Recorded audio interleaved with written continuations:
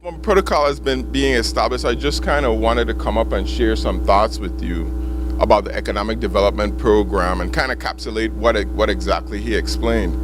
I mean, let's take a little trip. If I was to send you back in time, say 2,000 years, and you was to see this guy building a big ship in the middle of someplace, thousands of miles away from water, you would think it's strange, right?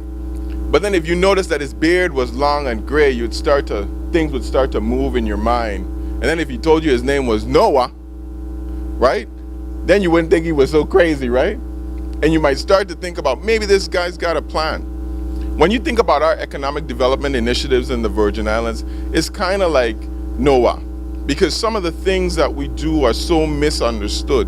But if you have the big picture and you understand what's going to happen in the long term, or you have the ability to have hindsight, which is 2020, you kind of understand what is going on. So people ask you, well, why do we give hotels economic development benefits? Well, hotels are part of our main product, which is tourism. If we can't offer packages to the Virgin Islands that are reasonable and affordable, that compete with Barbados and Trinidad and Tortola and Puerto Rico and every place else, then no one will come here and we won't make money. If you think about it, we're really exporting a product called a room.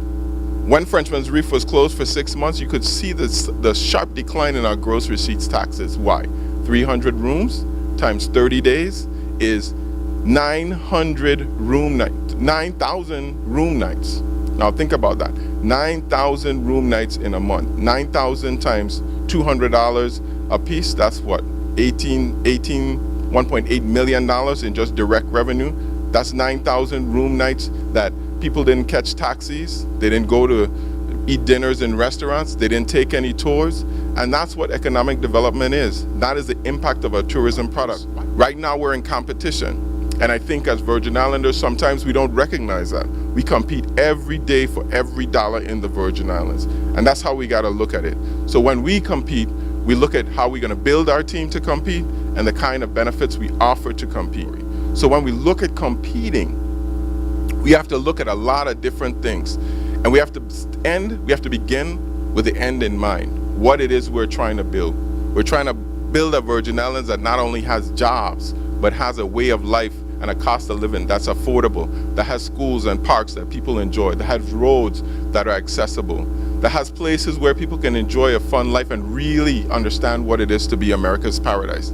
The economic development program is a lot more than just offering benefits to beneficiaries. It's about building an economy where it's sustainable, it's diversified, and there are people coming to the Virgin Islands and are becoming Virgin Islanders and joining our team to make us even more competitive in the future.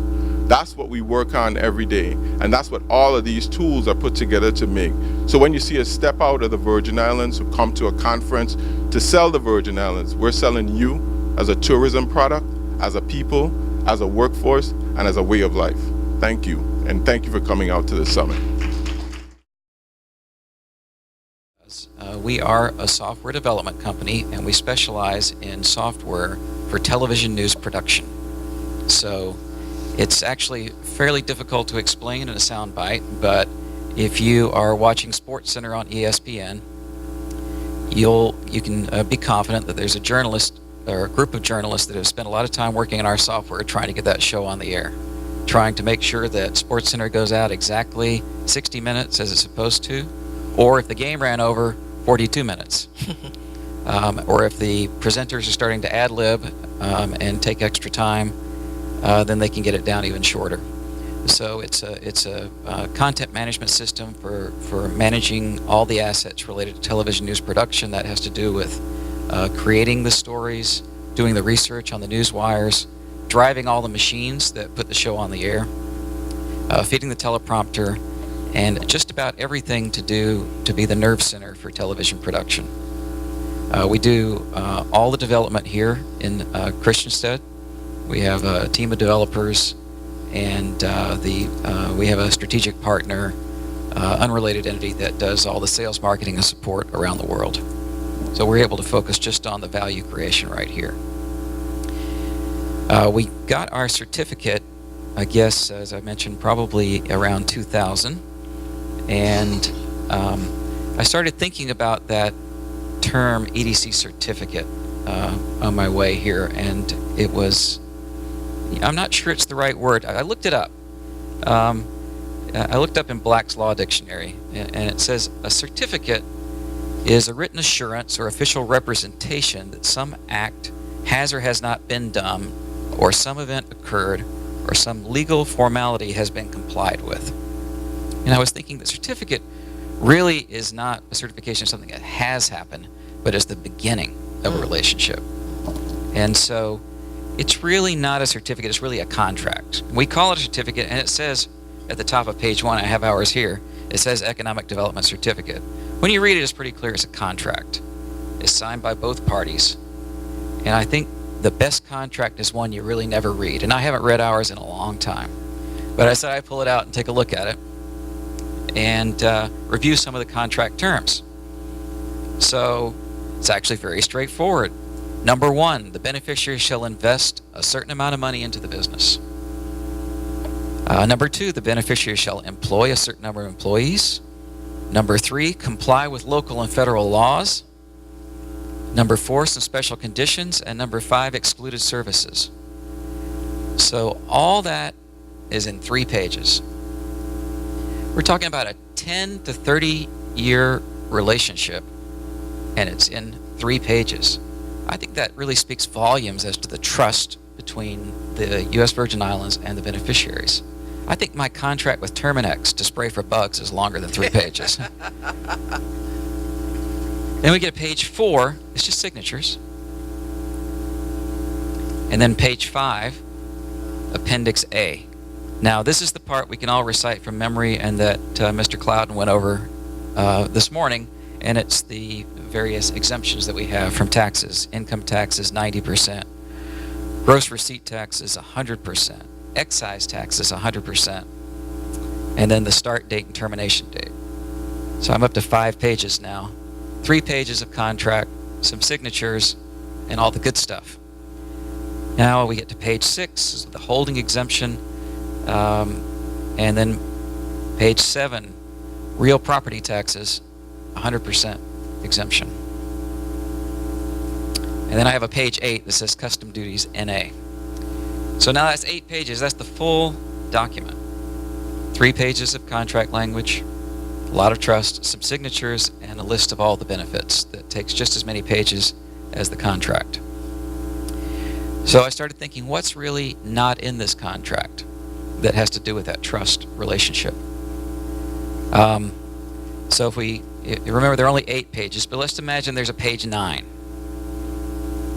There must be a page 9, because this page says that the compliance department will be available anytime you call them with any problem, and they'll do anything in their power to help us as beneficiaries remain compliant. It's not in the contract, but it's true. And they do it because it's the right thing, and it's part of that trust that we have. Page 10, also non-existent. The government of the Virgin Islands shall continuously work with members of Congress and the Department of Treasury to improve laws and regulations related to residency and income sourcing. Mr. Cloud mentioned that again this morning. It's been going on for at least a decade, very aggressively. It's not in the contract, they just do it. Favorable rulings we've gotten, issued by the Department of Treasury as a result of efforts by the governor and the delegate to Congress, include Notice 2006-76, which cleared the way for more reasonable sourcing regulations and the software that you mentioned earlier.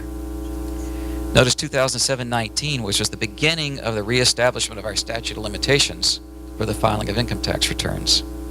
And then a short time later, 2007-31, which strengthened that and removed a lot of administrative burden.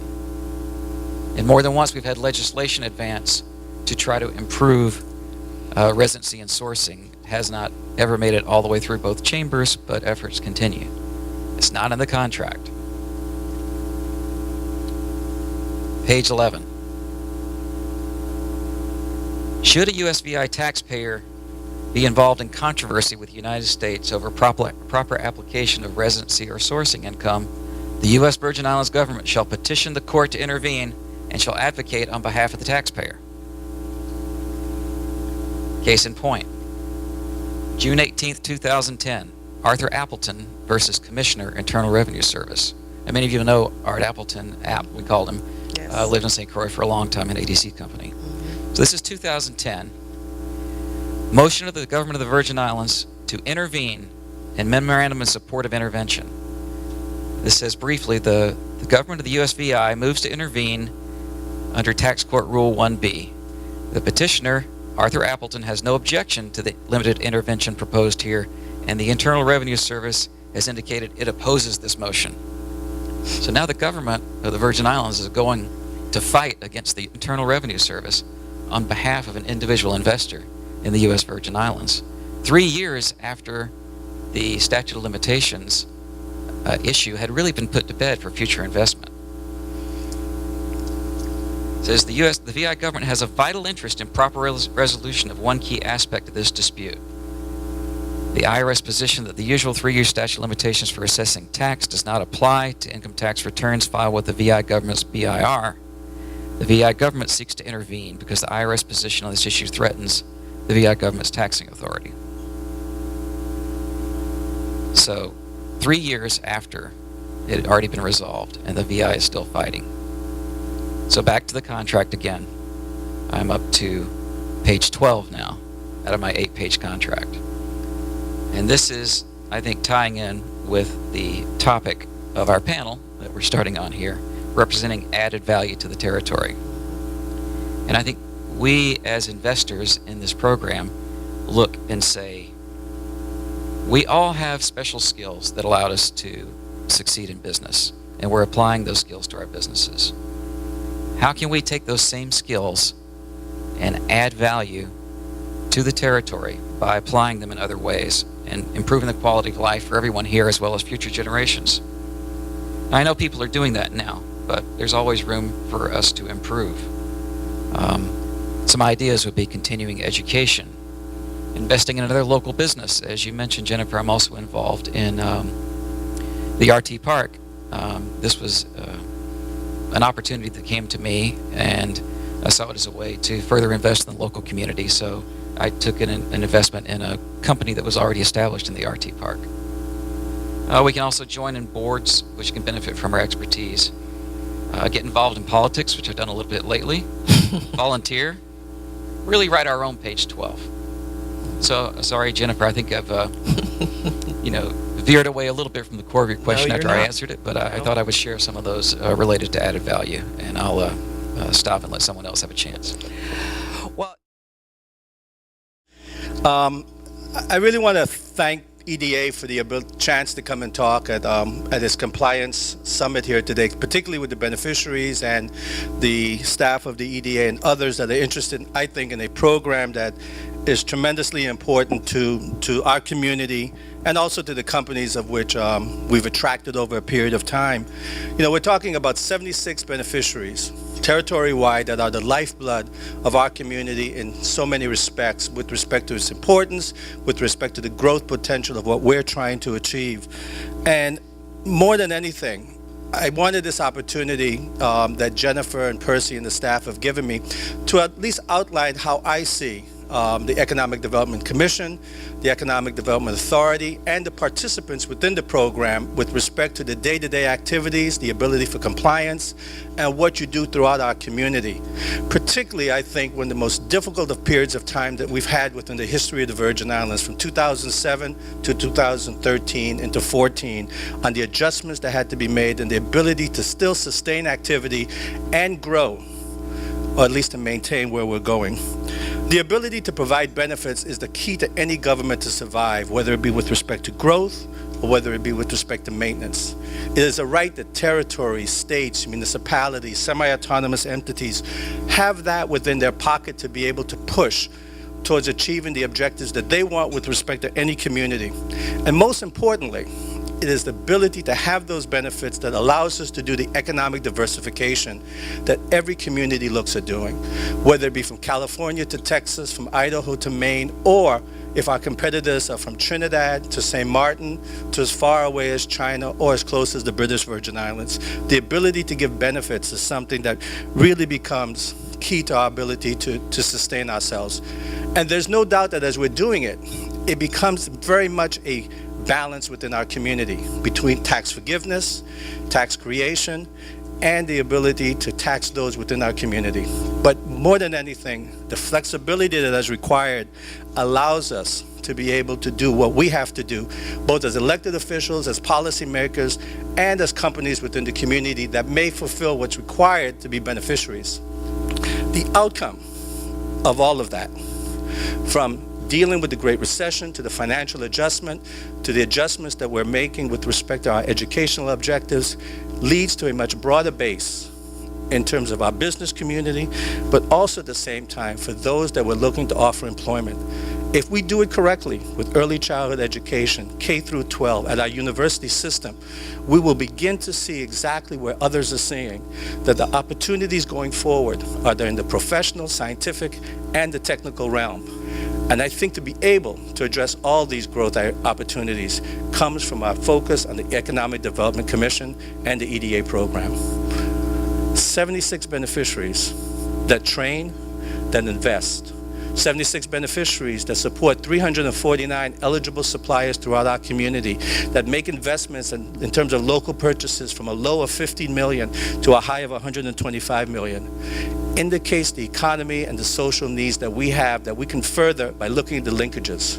And they fit within the traditional areas of resorts, hotels, construction-related activity, and going towards the knowledge-based. Asset management, information technology, business consulting, management consulting, and at the same time, ITs. So that's why for the last several years, we've tried to do several things to make sure that we protect the EDC program, that we protect the base of it, and at the same time, look for its growth. That's why we fought on the statute of limitations to make sure that that is preserved in whatever way necessary so that the U.S. Treasury respects that. That's why we pushed on residency issues at Treasury and at IRS. That's why we filed 8 cases with the tax court to be able to protect taxpayers within the U.S. Virgin Islands. And right now we're in the middle of negotiating with the U.S. Treasury to broaden the income categories that could be determined to be U.S. VI source income so that we can broaden those companies that we want to attract to the Virgin Islands. In my opinion, the growth of the Virgin Islands depends in so many ways, particularly in the near term, on the growth of our economic development program, on the RT Park program, research and technology, with the currently 8 companies that it has and the growth that they will have as we go forward. The combination of the RT Park and the Economic Development Commission, I believe, represent the potential that will allow us to grow and at the same time transform both our workforce and also lead to the revenues that we need through employment and also small business creation. So the compliance that you do becomes important, not just in terms of meeting the needs of our community, but it becomes important in making sure that we can show both to our community and legislators, but also to the federal government, that the investment that you're making and the return that we're getting far exceed and the benefits to our community are well worth it. So the compliance program today is one where we're able to validate both our relationship to each other. We give you something, and you at the same time provide us with a tremendous benefit to our community, but it also provides us the way to broaden our community so that we can achieve the economic development that is necessary. We are at a competitive disadvantage.